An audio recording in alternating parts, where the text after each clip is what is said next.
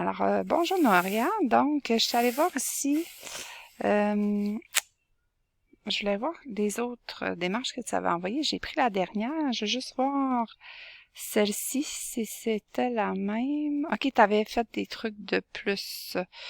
Et tu avais divisé en 5. Ok. En fait, là, ce qu'on doit faire, c'est que là, tu as bien... oups. Tu as bien utilisé ici, là, tu as distribué ton 5, tout ça. Ce que tu vas faire, c'est que tu vas mettre les Y ensemble, les X ensemble et les nombres ensemble, premièrement, pour celle-ci.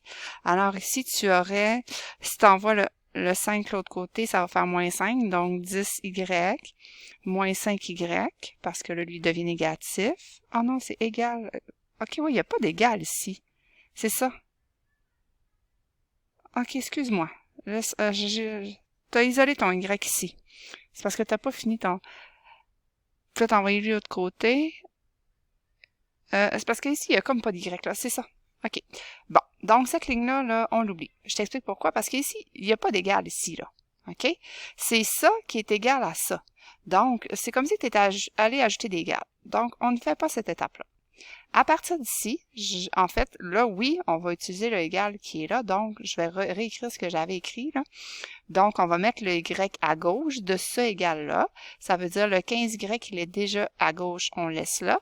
Le 5Y, lui, on l'envoie de l'autre côté, il devient moins 5Y. Égal. C'est le même égal ici. Le 5X, je l'envoie à droite, devient moins 5X. Plus 55X, lui, il est déjà à droite, ne change pas. Plus 50, je l'envoie à droite, devient moins 50. Et moins 500 reste moins 500. Et là, on réduit 15 moins 5, 10Y. Moins 5 plus 55, ça fait 50X.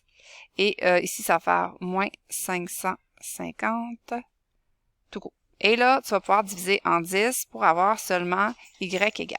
OK? Alors, je vais te laisser faire la dernière étape.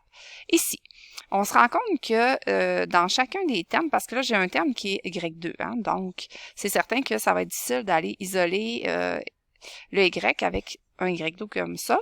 Par contre, il est commun aux trois termes. Ça veut dire que je peux extraire le Y. Donc, je peux enlever Y.